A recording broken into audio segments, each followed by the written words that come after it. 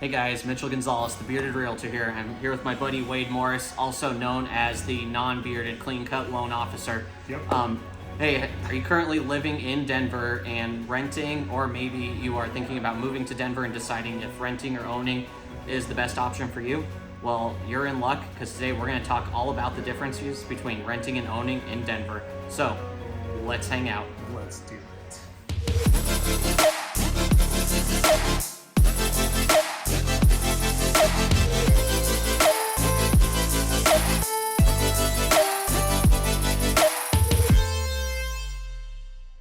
Hey guys, Mitchell Gonzales, the Bearded Realtor here. Hey, if you've seen one of my videos before, welcome back. If this is your first time checking out one of my videos, make sure you click the subscribe button below and make sure you follow me on YouTube, as I will be posting weekly videos on exactly what it is like to live in the Denver, Colorado area. Along with that, I am also a licensed broker in Colorado, so if you have any questions about real estate, definitely reach out to me. I love helping people find their dream homes. But with that being said, let's get started here. So first off, I want to point out, if you guys watched my video last week, you saw I wore my Live Lucky hat to try and give luck to the Broncos and the Buffs. They both lost as expected. But on the bright side, my luck did go to the Minnesota Vikings, who Josh Allen kind of gave them all the luck they needed to pull off the win, which brings me to my guest Wade here, who is a lifelong Vikings fan, so this is one of his best years in a while. Along with that, he's a great loan officer in the area, so if you have any questions about different mortgage options, or maybe you're thinking about getting pre-approved, definitely recommend Wade. Don't judge him because he doesn't have a beard. The guy knows his stuff, so couldn't think of anyone better to come out here and just kind of talk about the differences between renting and owning from a financial aspect out here in Denver. So awesome, man. Well, hey, I appreciate that, and thanks for the luck, man. We needed every minute of it. Well, hey, if the Broncos aren't going to win the Super Bowl this year, might as well be the Vikings. I was kind of hoping we'd get Kirk Cousins. I'm not going to lie, but that's why I'm a realtor, not a GM for an NFL team. That's it. Man. So, yeah, Wade and I could literally sit here and do a whole hour-long video talking about football, but we know you guys want to know the differences between renting and owning, so we'll go ahead and get started with that. All right, so to get started, you guys, we're going to go over kind of what financing looks like on the rental side of things here out in the Denver market. So for the sake of all these illustrations that we're going to do for you here today, it's going to be based off of just a single family home, 3-bed, 2-bath. We feel like that's probably a pretty common rental out here. Obviously, also pretty common just single family home in general.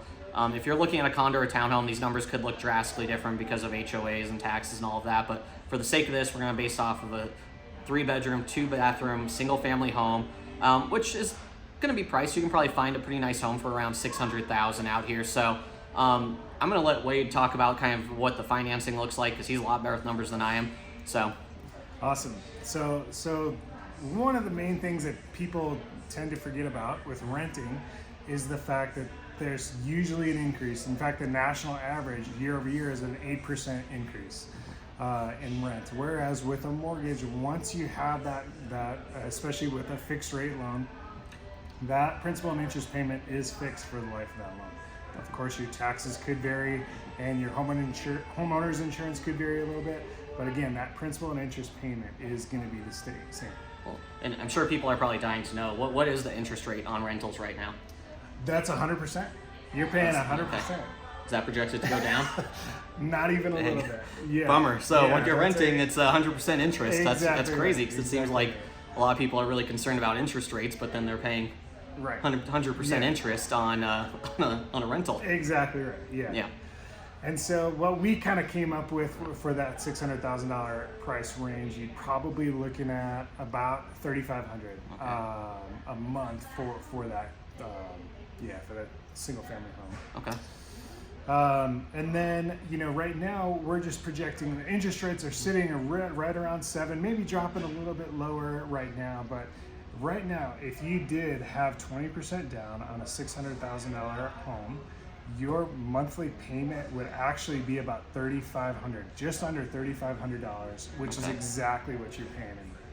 Okay, so you can get the same home, same price, whether you're renting or buying. Correct. Yeah. The only difference, of course, is that down payment. And Okay. if you don't have 20%, you can go down to as little as 5%, potentially 3% if you're a first-time home buyer. Okay, and that's with interest rates at 7% That's right correct. now, which is the highest they've been in years. Right. I think I even heard that sometimes you can get a little below 7%. For sure. So, For sure. okay. Yeah. Just depending on the situation. Yeah. Okay, nice. Yeah, and then if you, let's say, there's a lot of analysis right now that's being done, and what the projections are all saying that by mid-year next year, quarter one or quarter two, that rates are going to start coming down because inflation is starting to get under control. So assuming we get down into the fives, just at a 5% payment, or excuse me, 5% interest rate, that payment goes from 34.66 down to 25.50. So now you're at about $1,000 difference between renting and owning.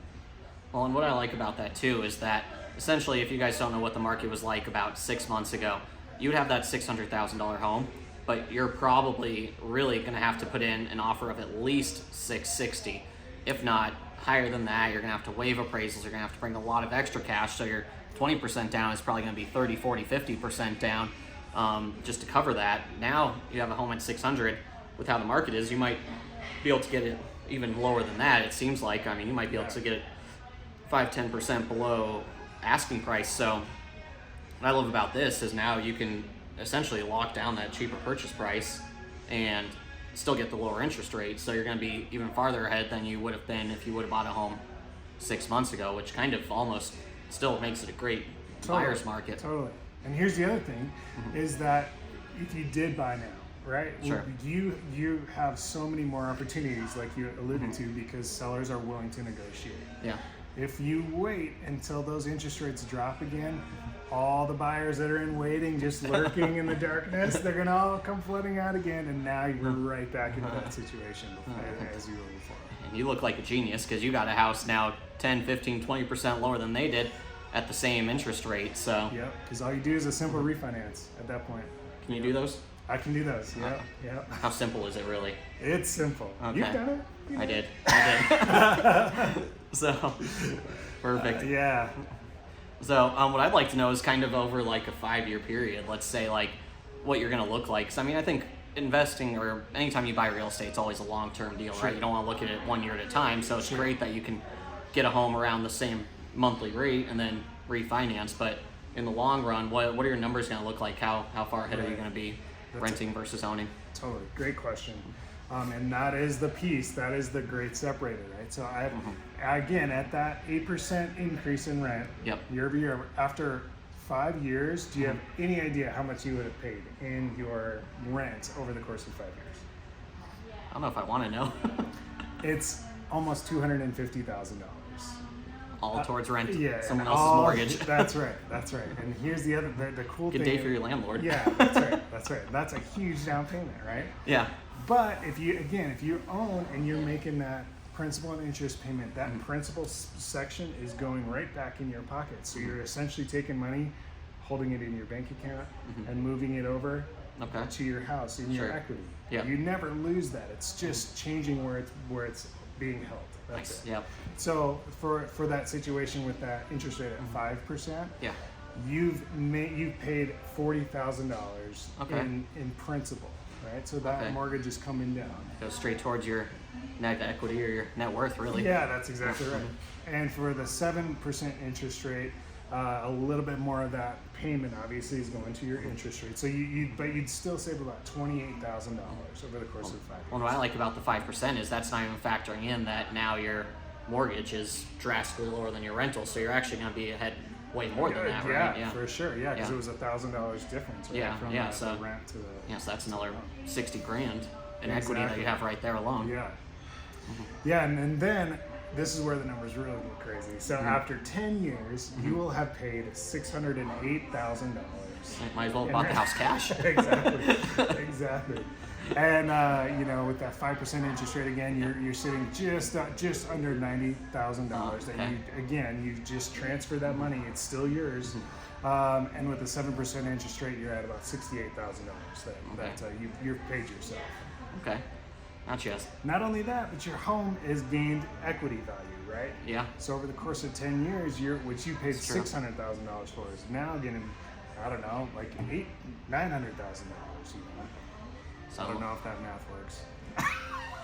No one said there would be math involved in this video. Just kidding. But you know what I mean. Totally told him there was going to be math. So lender, they math, right, we sell. Exactly. Okay, so really it's like if you don't own, it still seems like even with interest rates being high and it being scary to buy at the higher interest rate, still going to be better off For sure.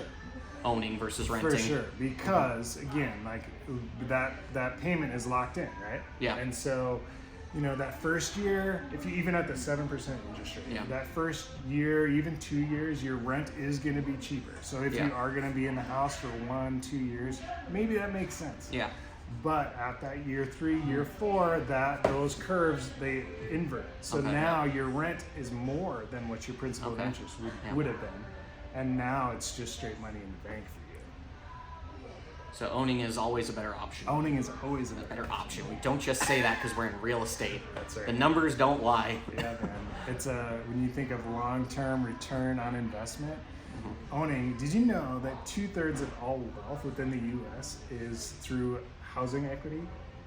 I believe it. That's a lot. I did not know that. Yeah. According to Kiplinger's. So A new knowledge for the day. that's right. I love it. I'm going to use that one actually. Yeah. So, well, perfect, and I appreciate you kind of putting those numbers together. Yeah, of course. That's definitely great info. So.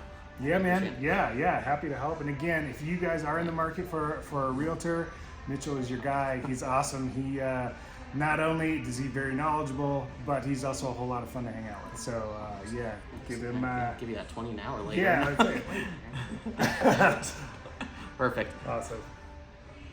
Hey guys, thanks for hanging out with us today. We hope that you guys learned something about the difference between owning and renting in the city of Denver. Hopefully that you guys learned something new, got some new knowledge, and maybe helped make you go one way or another on renting versus owning. So, like I said, my name's Mitchell. I'm a licensed broker in the area. If you have any questions about real estate, definitely call me at the number. You can also email me. If you haven't already, make sure that you subscribe to my YouTube page. I'll be posting videos like this every week. Some real estate based, some just fun videos, but everything about living in Denver. And want to thank my buddy Wade for coming out. Like I said, great loan officer. I mean, I used him for my house, so obviously I trust him. So I want to thank you for hanging out today. Yeah, you're welcome, man. So we're probably gonna go grab a beer now. So yes, I'll hang out with you guys later. Thanks for coming. Skol Vikings. I can't say anything good about my Broncos. Let's ride, all right? Let's go Broncos. Just do some high knees, we bro. gotta, Do some high knees. hopefully Russell Wilson will high kneeing it on the way back so we can at least beat the Raiders. That's a win in our book. I'll see you guys later.